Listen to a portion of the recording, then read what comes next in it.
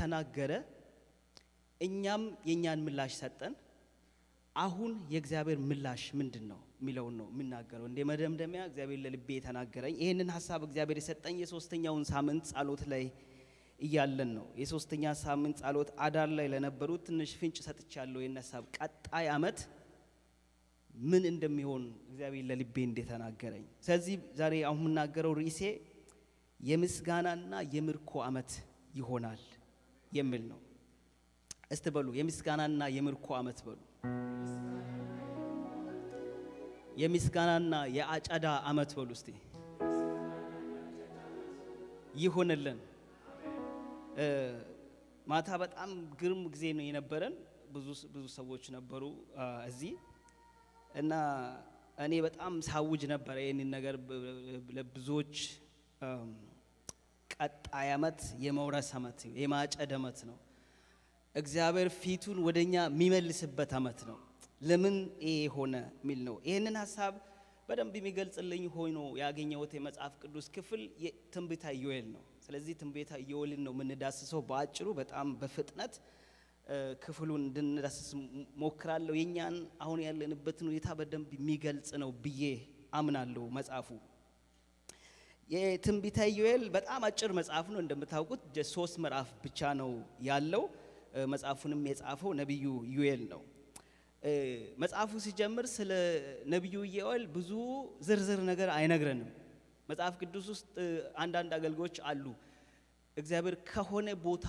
ታሪካቸውን ጀምሮ የሚናገር ለምሳሌ ኤልያስን ብታዩት ቴሰባዊ ኤልያስ ብሎ ነው የሚጀምረው ከዛ በኋላ ስላለው ታሪክ ምንም አይናገርም ከዛ በኋላ ስላለው ነው የሚያወራው በፊቱ ታሪክ ብዙ አናቅም ስለዚህ ኢዮኤልንም የባቱኤል ልጅ ብሎ ይጀምራል ስለ ባቱኤል ስለ ኢዮኤል ከዛ ጊዜ ስለነበረው ታሪክ በጣም ዝርዝር ነገር ምንም መጽሐፉ ብዙ ፍንጭ አይሰጠንም ኢዮኤል ስላገለገለበት አመት መጽሐፉ ስለተጻፈበት አመት እንደዚሁ ብዙ ዝርዝር ነገር መጽሐፉ አይነግረንም ለምሳሌ ሌሎች ነቢያቶች እንዳደረጉ ሌሎች ነቢያቶች ያገለገሉበት ጊዜ በመድርቱ ላይ ገዢ የነበሩ ነገስታትን ስም በመጥቀስ ፍንጭ ይሰጣሉ እንደሱ አይነት ፍንጭ መጽሐፉ ውስጥ አናገኝም ስለዚህ በስኮላር ደረጃ የተለያዩ ስኩል ኦፍ ታውስ አሉ የትኛው አመት ነው የተጻፈው ኢዮኤል በየትኛው ዘመን ነው ያገለገለው የሚል ወደዛ አልሄድም እኔ የኢዮኤል መልእክት መጽሐፍ ቁልፍ ቃል የምንለው የጌታ ቀን የሚል ነው የጌታ ቀን የሚል በተደጋጋሚ ተጠቅሶ እናያለን እንታር ባይብል ላይ 25 ጊዜ የጌታ ቀን የሚል ቃል ተጠቅሷል ከ25ቱ 5ቱ የተጠቀሰው በዚህ መጽሐፍ ላይ ነው ምዕራፍ 1 15ኛው ቁጥር ላይ ምዕራፍ 2 1 ላይ ምዕራፍ 2 11 ላይ ምዕራፍ 2 31 እና ምዕራፍ 3 14 ቁጥር ላይ የጌታ ቀን የሚል ተጠቅሷል የጌታ ቀን የሚለው ስፔሲፊክ ለሆነ ለአንድ ቀን ሳይሆን ስለ ሲዝን የሚያወራው ያ ወቅት ስለሆነ ነው የሚለው ወደ ሐሳቤ ሲሄድ ያ ቀን ይመጣል ያ የሚመጣው ቀን ብሎ ለእስራኤላውያን የሚናገረው በጣም አስከፊ መቅሰፍት እስራኤል ላይ የሚመጣበትና ስፍር ቁጥር የሌለ በጣም ከባድ የሆነ የአንበጣ ወረራ በምድርቱ ላይ እንደምትመጣ ነብዩ ኢዮኤል ይናገራል ይሄንን የአንበጣውን ወረራ ሁለት አይነት የተለያየ አመለካከቶች አሉ አንደኛው ነብዩ የሚናገረው በሜታፎር ነው ወይ ምሳሌያዊ አነጋገር እንጂ ሊትራሊ አንበጣ ላይሆን ይችላል የሚል አመለካከት አለ ሌላኛው ደግሞ ሊትራል እግዚአብሔር በመቅሰፍት በአንበጣ ሊኮ እንደሚቀጣቸው ነው የሚናገረው እንደሱ አይነት ቅጣት እግዚአብሔር በአንበጣን እንደ ጦር መሳሪያ ሲጠቀም ይሄ መጀመሪያ አይደለም ይሉና ዘጸአት ምዕራፍ 10 ላይ እስራኤላውያንን ከግብጽ ምድር ለማውጣት እግዚአብሔር የተጠቀመበት በጣም አስከፊ የሆነ የአንበጣ ወረራ ግብጽን እንደመታ እንደምታውቁት ስለዚህ ሊትራሊ ይሄ ነው ብሎ የሚሉ አሉ ሌላ ነብዩ ምዕራፍ 1 እና ምዕራፍ 2 ላይ የሚናገረው መቅሰፍት አለ ሁለቱ መቅሰፍት የተለያየ ነው የሚል አመለካከት አለ ለምሳሌ ምዕራፍ 1 ላይ ያለው ሊትራሊ በይሁዳ ምድር ላይ እግዚአብሔር ሊቀጣ የወሰነ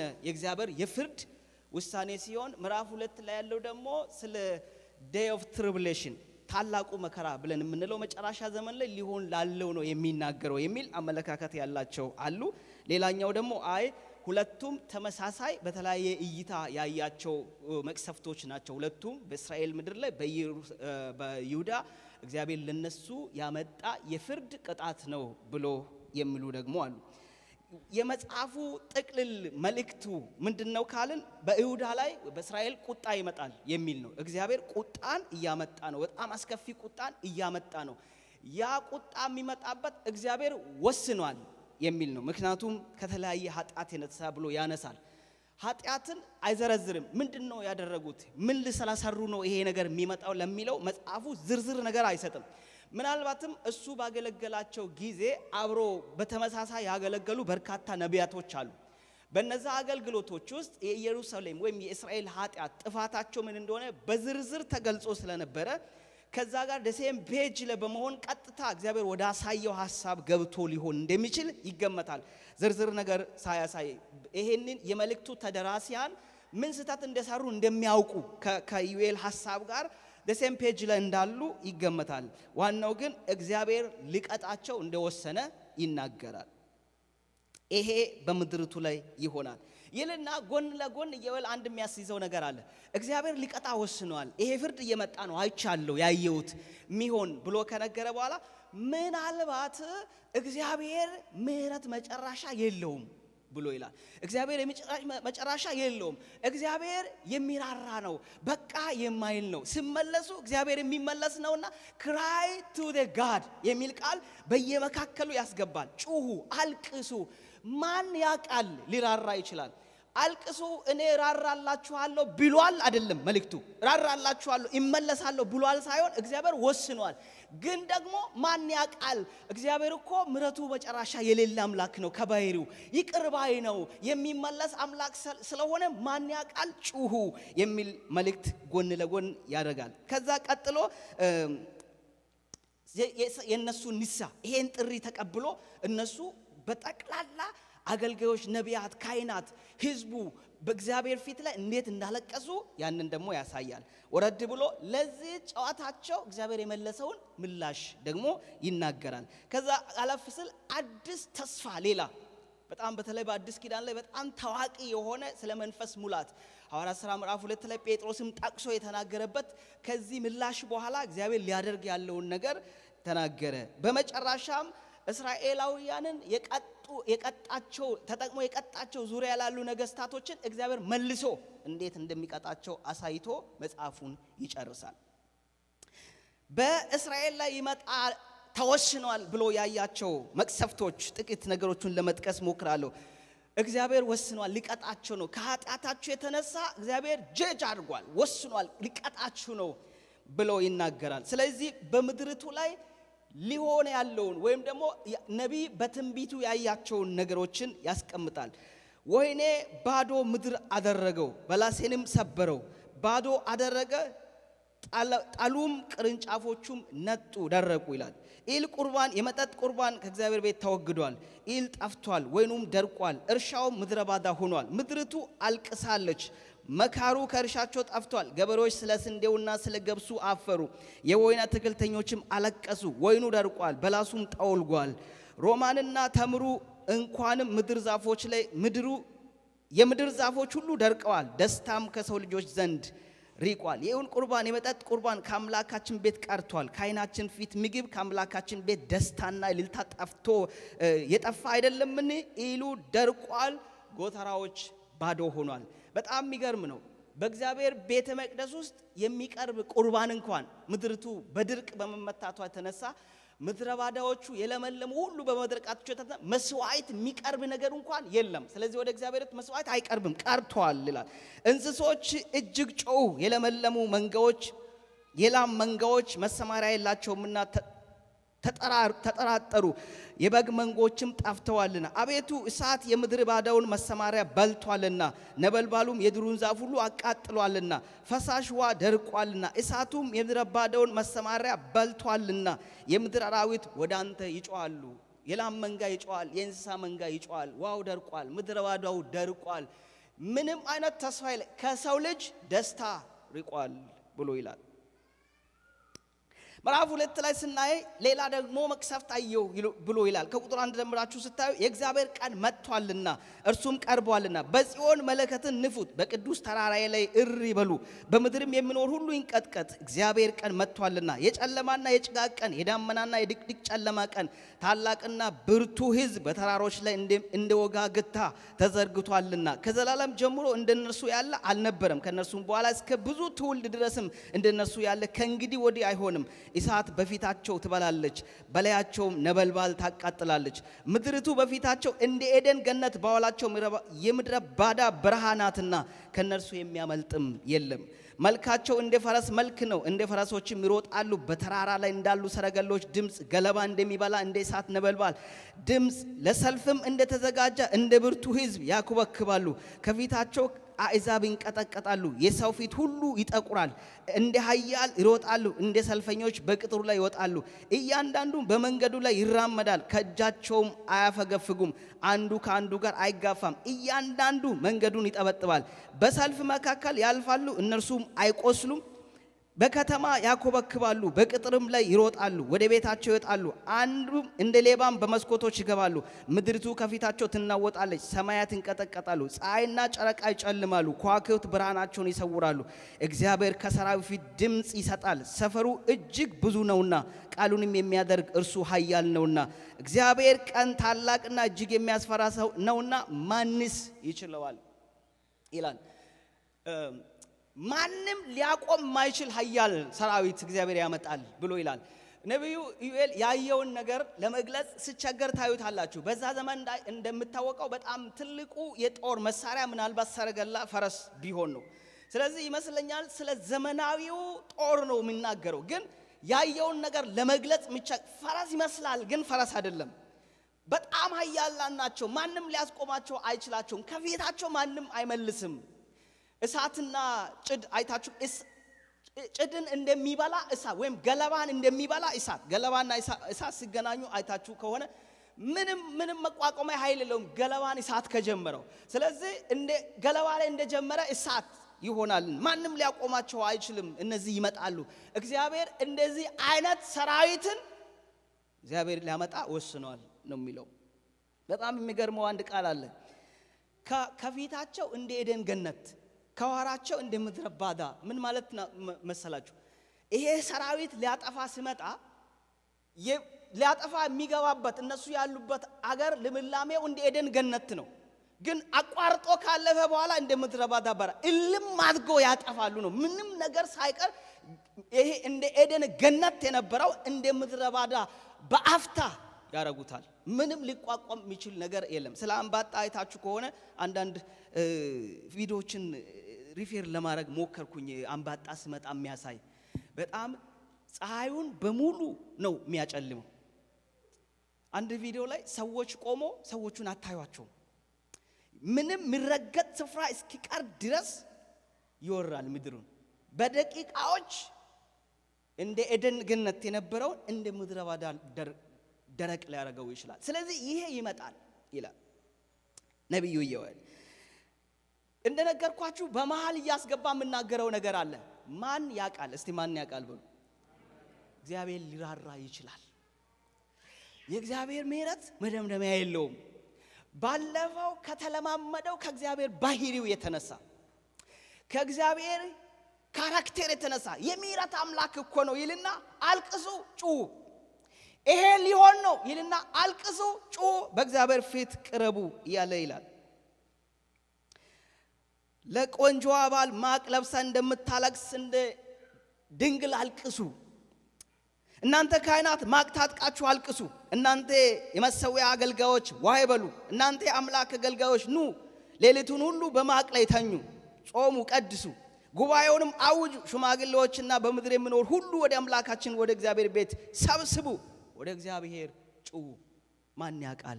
እግዚአብሔር ሊራራ ይችላል። አሁንስ ይላል እግዚአብሔር፣ በፍጹም ልባችሁ በመጾም በለቅሶና በዋይታ ወደ እኔ ተመለሱ። ልባችሁ እንጂ ልብሳችሁን አትቅደዱ። አምላካችሁ እግዚአብሔር ቸርና ማሪ፣ ለቁጣ የዘገየ ምሕረት የበዛ ለክፋትም የተጸጸተ ነውና ወደ እርሱ ተመለሱ። የሚመለስና የሚጸጸት እንደሆነ ለአምላካችን ለእግዚአብሔር የእህልና የመጠጥ ቁርባን የሚሆን በረከት የሚያተርፍ እንደሆነ ማን ያውቃል? በጽዮን መለከትን ንፉ፣ ጾምንም ቀድሱ፣ ጉባኤውንም አውጁ፣ ሕዝቡንም አከማቹ፣ ማኅበሩንም ቀድሱ፣ ሽማግሌዎችንም ሰብስቡ፣ ሕፃናት ጡት የሚጠቡትን አከማቹ። ሙሽራው ከእልፍኝ ሙሽሊቱም ከጫጉላዋ ትውጣ። ጩሁ። ማንም አይቀር፣ ጡት ምጠባ ሕፃን ሳይቀር፣ እንስሳው ሳይቀር፣ አገልጋዩ፣ አዋቂው፣ ታላቁ፣ ሽማግሌው ማንም ሳይቀር ተሰባሰቡ፣ ጾሙ፣ ለእግዚአብሔር ጉባኤን ቀድሱ። ማን ያውቃል? እግዚአብሔር ሊጸጸት ይችላል። እግዚአብሔር ሊመለስ ይችላል። እግዚአብሔር ሊራራ ይችላል። ይህንን መቅሰፍት ሊያነሳ ይችላል። በእግዚአብሔር ፊት አልቅሱ ይላል። ከዛ በኋላ የምናየው የእስራኤል የልሳንና የለቅሶ ጸሎት። በእግዚአብሔር ፊት መራራ ለቅሶ አለቀሱ። በእግዚአብሔር ፊት ጮው። የእግዚአብሔርም አገልጋዮች ካህናት ከወለሉና ከመሠዊያ መካከል እያለቀሱ አቤቱ ለሕዝብ ራራ፣ አሕዛብ እንዳይነቅፏቸው ርስትን ለመላገጫ አሳልፈ አትስጥ፣ ከአሕዛብ መካከል አምላካቸው ወዴት አለ ስለምንስ ይበሉ እያሉ በታላቅ ጩኸት፣ በታላቅ ለቅሶ፣ በታላቅ ንስያ በእግዚአብሔር ቤት እያለቀሱ ከቆዩ በኋላ እግዚአብሔር ድምፅ ሰጠ። እግዚአብሔር ምላሽ ሰጠ። ለጩኸታቸው መልስ ሰጠ። እግዚአብሔርም ስለ ምድሩ ቀና፣ እግዚአብሔርም ራራ። ስሙ ይባረክ። ስጩሁና እግዚአብሔርም ራራ በሉ። እግዚአብሔር ምላሽ።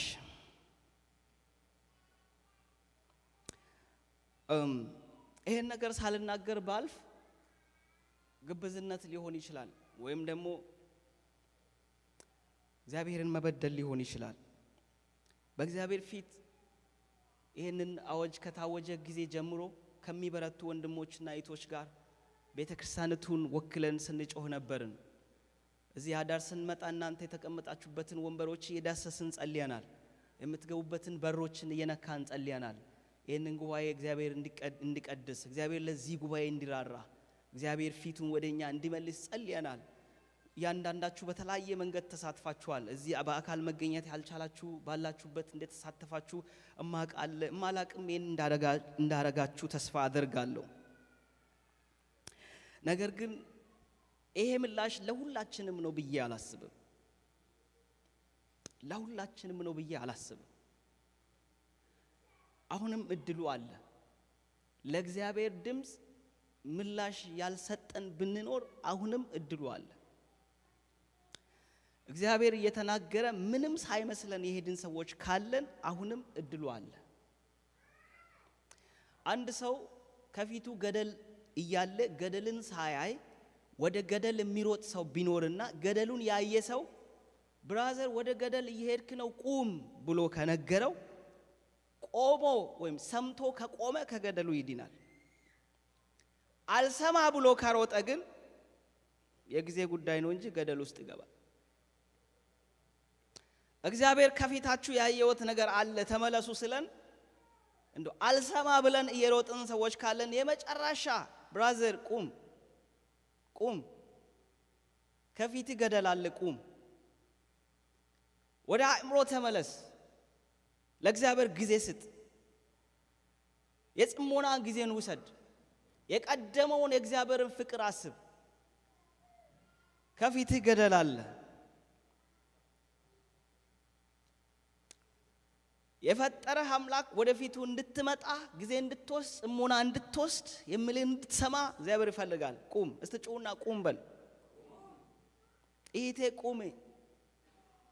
አሰላሳይ ተራ ጨዋታ እያደረግን አይደለም። አንድ ነገር ልንገራችሁ።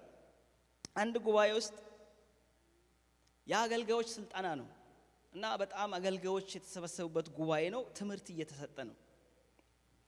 ያስተማራ የነበረ ሰው ፈረሰ ብሎ ተናገረ። ሐሳቡ ሙሉ መናገር ስለማልችል ነው። ፈረሰ አሜን የሚያስብል የሚያሳዝን ነገር ነው። ፈረሰ ስል ከፊት አካባቢ ከተቀመጡት ውስጥ አንዲት እህት አሜን አለች። ከዛ እንደዚህ ዞሮ መጣና ትኩር ብሎ አይቷት አንቺ ነውር ነው አይባልም አሜን አይባልም አላት። ከዛ እኔ ምን አይነት አሮጋንት ሰው ቢሆን ነው እንዳልሰማ ቢያልፍ ምን አለ ብዬ አሰብኩኝ። ወዲያው መንፈስ ቅዱስ ተናገረኝ። እግዚአብሔርን ወግን፣ እውነቱ ነው የሚያድነው የሚል ድምጽ መጣ። ከዛ ቀጥሎ እንደዚህ ያለ ሰውየው አንቺ ሴት ወይ አካልሽ ብቻ ነው እዚህ ያለው ወይ ያልኩት ነገር አልገባሽም ማለት ነው አላት። ከደቂቃዎች በኋላ ጉባኤው ላይ የሚያስፈራ የእግዚአብሔር ክብር መጣ። ሰዎች እግራቸውን እስኪሰበስቡ ድረስ በሚያስፈራ አይኑ ጆሮ ጠቅላላ ተከፍቶ ሰውየው መስማት ጀመሩ ሰዎች። እግዚአብሔር ወቀሰኝ። እግዚአብሔር ያስተማራኝ ነገር ምንድነው? እዚህ ጉባኤ ውስጥ እንደዚህ አይነት ነገር ሰዎች አትኖሩም፣ ያው ለነገሩ ነው የሚያወራው አልላችሁ። እውነቱ ስለሆነ የሚያድነን እግዚአብሔር እየተናገረ ሌላ ነገር አስቀድመ ምትሮጥ ሰው ማትበላውን አሰብስብ። አንተ ማትበላውን ለሌላ መስጠውን አሰብስብ። ዝም ብላ አትሩጥ። ለእግዚአብሔር ጊዜ ይኑር። ከፊት ይገደላል። አታስመስል። እግዚአብሔርን ከልጅነታችን አውቀን እያመለክን እያገለገልን የኖርን ሰዎች ነን እዚህ ያለ ነው። ይሄ በልጅነታችን የነበረው ግለት የነበረው አገልግሎት የነበረው እግዚአብሔርን መከተል ዛሬ በሆነ ምክንያት ቆሞ ከሆነ ቁም፣ ጊዜ ውሰድ፣ አሰላስል፣ የጽሞና ጊዜ ውሰድ፣ ወደ እግዚአብሔር ተመለስ። የእግዚአብሔር ምህረት አያልቅም። ምህረቱ መጨረሻ የለውም። አልመለስም ብትል ግን ከፊት ይገደላል። አላፍነት ትወስዳል። የጊዜ ጉዳይ ነው። እግዚአብሔር ለሚያምፁ ለማይታዘዙ ሰዎች ነብዩ ኢዮኤል እንደተናገረ የፍርድ ቀን ቆጥሯል። እግዚአብሔር ወስኗል። ለሚመለሱ ግን እግዚአብሔር የሚራራ አምላክ ነው። ምህረቱ አያልቅም። እግዚአብሔር ሁሌ የምህረት አምላክ ነው። እስቲ ጩሁና ወንዶች ኢቴ፣ ሴቶች ደግሞ ወንድሜ ቁም ብላችሁ ጩሁ። ወንዶች የሆናችሁ ኢቴ፣ ሴቶች የሆናችሁ ደግሞ ወንድሜ ቁም ብላችሁ ጩሁ። እግዚአብሔር ቁም ካለ ቁም። ፈትሽ፣ ራስን ፈትሽ። ብዙ ነገሮች ወላልቆ ከሆነ መኪና ስትነዱ ሁሉ ጊዜ መኪና እናስፈትሻለን። ኦይል ቼንጅ ስላችሁ ኦይል ቼንጅ፣ ኢንጂን ቼን ካለ ኢንጂን ቼክ፣ ጎማ ከሆነ ጎማ። ይሄ ሁሉ እያለ ዝም ብሎ የሚነዳ ሰው ካለ ወንድሜ ቁም ሊባል ያስፈልጋል። መኪናው ቼክ መደረግ አለበት። ወደ ገደል ይዞ ሊገባ ይችላልና ስለዚህ ወደ እግዚአብሔር ዞረን ራሳችን እንድንፈትሽ የጽሞና ጊዜ እንድንሰጥ እግዚአብሔር ሰፊ ድል ሰጥቶናል። እዚህ ጋር አሁን የነበረ እዛ ስንጸልይ የነበረን ሰዎች ሙሉት የነበረው ይሄ ጸሎት መቆም የለበት፣ ጨዋታችንን መቀጠል አለብን፣ ይሄ እሳት መብረድ የለብን የሚል ጨዋት ነው የምትሰሙት። እዛ ጋር ማታ እንዳወራ እዛ ጋር የሚሆነውን ነገር እዚህ እኔ በቃል ልነግራችሁ በምንም አይነት ቋንቋ ሊያብራራላችሁ አልችልም። እግዚአብሔር እያደረገ ያለውን ነገር ይሄን ነገር ባልናገር በደለኛ እንዳልሆን ነው። ወደ ዋናው ሐሳቤ ስመለስ የእግዚአብሔር ምላሽ፣ እግዚአብሔር እንደ ሕዝብ ለዚህ ለእግዚአብሔር ጥሪ ምላሽ ላደረጉ ሰዎች እግዚአብሔር ምላሽ ምዕራፍ 2 ከቁጥር 18 እንደዚህ ይላል። እግዚአብሔር ስለ ምድሩ ቀና፣ ስለ ሕዝቡም ራራለት። እግዚአብሔር መልስ ሕዝቡን እነሆ እህልና ወይን ዘይትንም እሰድላችኋለሁ፣ እናንተም በእርሱ ትጠግባላችሁ። ከእንግዲህ ወዲህ አሕዛብ መካከል መሳደቢያ አላደርጋችሁም። የሰሜን ሰራዊት ከናንተ ዘንድ አርቃለሁ፣ ወደ በረሃና ወደ ምድረ በዳ፣ ፊቱንም ወደ ምስራቅ ባህር ጀርባውንም ወደ ምዕራብ ባህር አድርጌ አሳደዋለሁ። እነርሱ ትዕቢትን አድርገዋልና ግማቱም ይወጣል። ምድር ሆይ እግዚአብሔር ታላቅ ነገር አድርጓልና አትፍሪ፣ ደስም ይበልሽ፣ እልልም በይ። እናንተ የምድር እንስሶች ሆይ የምድረ በዳ የመሰማሪያ ለምልሟልና ዛፍን ፍሬውን አፍርቷልና በላሱና ወይኑም ኃይላቸውን ሰጥተዋልና አትፍሩ። እናንተ የጽዮን ልጆች አምላካችሁ እግዚአብሔር የፊታችሁ ዝናብ በጽድቅ ሰጥቷችኋልና እንደ ቀድሞውም የፊተኛውና የኋለኛውን ዝናብ አዘንብሏችኋልና በእነርሱ ደስ በላችሁ፣ ለእነርሱ እልል በሉ። አውድማዎችም እህልን ይሞላሉ፣ መጥመቂያውንም የወይን ጠጅና ዘይትን አትረፍርፎ ያፈሳል። የሰደድሁባችሁን ታላቅ ሰራዊቴን አንባጣና ደጎቢያ ኮኩባና ተምች የበላቸውን ዓመታት እመልስላችኋለሁ። ይሄ ነው ርዕሴ። ቀጥሎ እንደዚህ ነው ምለው፣ ብዙ መብል ትበላላችሁ ትጠግቡማላችሁ፣ ከእናንተ ጋር ተአምርን የሰራውን የአምላካችሁን የእግዚአብሔርን ስም ታመሰግናላችሁ። የምስጋና ዓመቴ ነው በሉና ጩሁ እስቲ። ይሄ ሌላ ተአምር አይደለም የምነግራችሁ። የምናመልከው አምላክ እግዚአብሔር ያደረገው ነው። ምድርቱን ላጠፋ ወስኛለሁ ብሎ ያለ አምላክ እዛው መካከል ከንስሐ በኋላ ተመልሶ ምድሩ ይለመልማል፣ እህል ወደ ምድራችሁ ላይ ይሞላል፣ ጠግባችሁ ትበላላችሁ። የሰደድኩትን ታላቁን ሰራዊቴን ተምችን፣ ኮኮቢያን፣ ደጎቢያን፣ አንባጣውን መልሰዋለሁ። ታላቁን ሰራዊቴን፣ እነዚህ በተለያዩ ስሞች የተጠሩ የአንባጣ ዝርያዎች ናቸው። የእንግሊዝኛ ትርጉም የተለያየ ግሩፕ አድርጎ ይናገራቸዋል። እስቲል ዞሮ ዞሮ የአንባጣ ዘር ናቸው። የሰደድኳቸውን ይልና የበሉባቸውን አመታት፣ ወደ ኋላ የከሰራችሁበትን አመታት፣ 1 ዓመት 2 ዓመት 3 ዓመት 4 ዓመት ያጣችሁበት በእነዚህ የተበላ ነገር በሙሉ እመልስና እክሳለሁ። እስቲ እግዚአብሔር ልኪሳይ ነው በሉና ጩሁ። 2026 የካሳ ዓመት ነው። የምስጋና ዓመት ነው። በእግዚአብሔር ፊት ያለቀሳችሁ፣ በእግዚአብሔር መራራ እንባ ያፈሰሳችሁ፣ እባክህ ራራልን፣ ፊትህን መልስልን፣ አትቆጣን ያላችሁ ሰዎች ካላችሁ መልእክት አለኝ። እግዚአብሔር የካሳ ዘመን ያመጣል። ይሄ ዘመን የካሳ ዘመን ይሆናል። ዘመናችንን የሚበላ ነገር በጣም ብዙ ነው። በእነሱ ዓመታት የበላ ይሄ ነው። ተምችና ኩኩባ ደጎቢያ ነው። የኛን ግን በጣም ብዙ ነገር ዓመታትን በልቶ ይሆናል። ብዙ ደክመን ዓመቴ በከንቱ ቆጠር፣ ወይም ደግሞ ባለንበት እየሄድን ያለን ሰዎች፣ ከናንተ ጋር አብሮ የነበሩ ሰዎች ብሬክ ስሩ ሲሆንላቸው፣ ጢሶ ሲወጡ፣ ማታ እግዚአብሔር ሲናገረን ነበር። በተለያየ ነገር ተገድበን ያለነው፣ ገደብ ውስጥ ነው ያለነው። በጣም የሚገርማችሁ ትላንትና የነበራችሁ ሰዎች እግዚአብሔር ሲናገረን የነበረው ደሴም ስብከት ነው። ማታ የተገለገል ነው የነበራችሁ ሰዎች በጣም ተአምር ነው። እኔ በህይወቴ እንደዚህ ያን ነገር ገጥሞኝ አያውቅም። እናንተ ገጥሟችሁ ከሆነ አላውቅም። ደሴም ዜና ምዕራፍ 4 ላይ ስለ ያቤጽ 4 ነገር ቀን ተማርን፣ 4 ነገር ማታ ተማርን በተለያየ አገልጋዮች። በጣም ተገረ እግዚአብሔር ምን ሊያረግ ፈልጎ ነው ብለን ተደነቅን። ምንድነው ያለ ነገር እግዚአብሔር በጣም ተገድበን ያለው የለመደ ኑሮ ነው ምን ኖረው። ሁላችንም ተመሳሳይ ሰርክል፣ ይመሻል ይነጋል፣ ይመሻል ይነጋል፣ ይመሻል ይነጋል፣ እንሮጣለን፣ ረፍቴል ሩጫ ብቻ ነው እያልን እንኖራለን። ተመሳሳይ እግዚአብሔር እንደዚህ ያለ ገደቡን ጥሰን እንድናልፍ የካሳ ዘመን፣ እግዚአብሔር ድንበርን የሚያሰፋበት ዘመን። እስጩና የካሳ ዘመን ነው በሉ። በእምነት ተቀበል ወንድሜ። እዚህ ድራማ እየሰራን አይደለም። እግዚአብሔር የካሳ ዘመን ያደርገዋል። ለሚጮህ እግዚአብሔር መልስ አለው።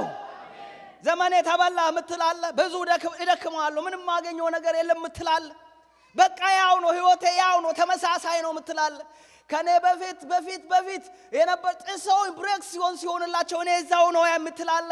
እኔ ከእግዚአብሔር የሰማሁትን ልንገራችሁ፣ እግዚአብሔር ይኪሰናል። የተበሉ ዘመናትን እክሳለሁ አለ እግዚአብሔር። ከዛስ በመካከላችሁ ታምርን የሰራውን አምላክን ታመሰግናላችሁ። የምስጋና ዓመቴ ነው። በመጨረሻ ይሁዳችን ላይ የሚቀጥለውን ዓመት ፊት ለፊት እያየን እግራችንን ልናስገባ ተዘጋጅተን፣ በተለያየ ገደብ ውስጥ ያላችሁ ሰዎች ካላችሁ በእምነት ተቀበሉ። እግዚአብሔር ገደባችንን ጥሶ ያሰፋናል። ሃሌሉያ! ለመስፋት የተዘጋጀ አለ፣ ለካሳ የተዘጋጀ አለ፣ ለአጨዳ የተዘጋጀ አለ። የከሰረውን የባለፈውን ምንም ሊሆን ይችላል። በዚህ ዘመን ጊዜያችን የሚበላው ነገር በጣም ብዙ ነው። የሚያስቆም ነገር ብዙ ነው። ዛሬ ከመጣን እንደው ሶሻል ሚዲያ አንዱ ነው ዘመናችንን እልም ቁጭ ባልንበት የሚጨርስ። እግዚአብሔር ይኪሰናል። እኛም እርምጃ ያስፈልጋል። በጣም የሚያቆይ ጉዞን የሚያቆይ ደግሞ አለ ሰው። አንዳንድ ጊዜ ሰይጣን መጠቀሚያ የሚሆን ሰው አለ። የእግዚአብሔርን ሕዝብ የቤተ ክርስቲያንን ጉዞ የሚያዘገይ። አካብን አያችሁት? እስራኤላውያን ለመውረስ እየሄዱ እርም አረጋ፣ ድብቅ አድርጎ አስቀመጠ። እግዚአብሔር ጀርባ ሰጠ። እስራኤላውያን ስመቱ ኢያሱ ማልቀስ ጀመረ። እግዚአብሔር ለምን ታለቅስብኛለህ አለ እግዚአብሔር። የእስራኤል ጉዞ ተጉላላ፣ ተዘገየ፣ አመታ ጊዜያት ወሰደ። ማርያም በሙሴ ላይ አጉረመረመች። ያ እስኪፈታ ድረስ የእስራኤል ጉዞ ዘገየ ይላል እግዚአብሔር ቃል። የሚያዘገያል የሚባላባችሁ ያለው ወዳጅ ያረጋች። ውሏችሁን ለዩ። ውሏችሁን ለዩ። ዘመናትን እንዲበላ ምክንያት አንዳንድ ጊዜ ሰዎች ምክንያት ይሆናል። አውቆም ሳያውቆም የሰይጣን መጠቀሚያ ይሆናሉ። ተለዩ ከእንደዚህ ነገር። እግዚአብሔር ለካሳ ተዘጋጅቷል። እግዚአብሔር ሊያሳጭድ ተዘጋጅቷል። እግዚአብሔር ሊያስወርስ ተዘጋጅቷል። ሃሌሉያ። አባቴ ጩህ ስለኝ በምክንያት ነው። እሱ ጩህ ስለኝ በምክንያት ነው። ወደ እኔ ተመለስ ስለኝ ስለሚወደኝ ነው። ንስሐ ግባ ስለኝ ስለሚወደኝ ነው። እዚህ እንዳልሰሙ መሄድ ግን ያስቀጣል። ጨዋቱ ይቀጥላል፣ ምርኮው ይቀጥላል፣ አጨዳው ይቀጥላል። የካሳ ዘመን አለ ከፊቴ። ኢየሱስ ያድናል። እዚህ አቁሜ ብንጸልይ ደስ ይለኛል። ወደ ጸሎት እንሂድ እስቲ። የካሳ ዘመን ከፊቴ አለ። የአጨዳ ዘመን ከፊቴ አለ። እግዚአብሔር ምርኮዬን ይመልሳል። የተበላ ዓመታቴን እግዚአብሔር ይመልሳል። ዋው! እግዚአብሔር የአጨዳ ዘመን ያደርግልናል። እግዚአብሔር ብዙ ምርኮ ይሰጠናል። በእምነት ጸልዩ ወገኖች፣ እየወረሳችሁ ጸልዩ። በጣም የተበላባችሁን ዘመን ወደ እግዚአብሔር ፊት እያመጣችሁ እግዚአብሔር ልኪሰን እንደሆነ እያሰባችሁ ጸልዩ። የተበላበት ዓመቴን በተለያየ ነገር የከሰርኩበት ያንን ዓመቴን እግዚአብሔር ይኪሰኛል። እስቲ ጩና እግዚአብሔር ይኪሰኛል በሉ። ዋው! የሰደድሁባችሁን ታላቅ ሰራዊቴን አንባጣና ደጎቢያ ኩኩባና ተምች የበላችሁ ዓመታቴን እመልስላችኋለሁ። ብዙ መብል ትበላላችሁ ትጠግቡማላችሁ። ከእናንተ ጋር ተአምርን የሰራውን የአምላካችሁን የእግዚአብሔርን ስም ታመሰግናላችሁ። ሕዝቤም ለዘላለም አያፍርም። እኔ በእስራኤል መካከል እንዳለው እኔም አምላካችሁ እግዚአብሔር እንደሆንኩ ከኔም በቀር ሌላ አምላክ እንደሌለ ታውቃላችሁ። ሕዝቤ ለዘላለም አያፍርም። ስሜ ይባረክ።